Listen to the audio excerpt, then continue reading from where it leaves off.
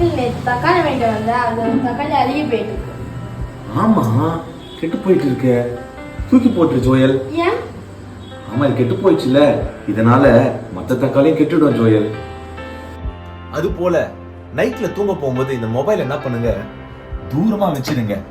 இந்த மொபைல் உங்க கூட இருந்தா உங்க தூக்கத்தை கெடுக்கும். It will heat up your time.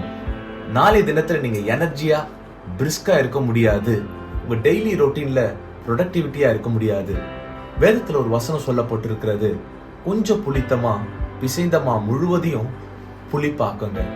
அது போல உங்களுடைய தூக்கத்தை கெடுக்கிற காரியத்தை தூரப்படுத்துங்க. ரெண்டாவது, உங்க ஆத்துமா, இன்னர் மேன், உங்க உள்ளான சமாதானத்தை கெடுக்கிற யாரா இருந்தாலும், எந்த காரியமா இருந்தாலும் அதை தூரப்படுத்துங்க. கடைசியாக, சத்தியத்திலிருந்து விலக செய்கிற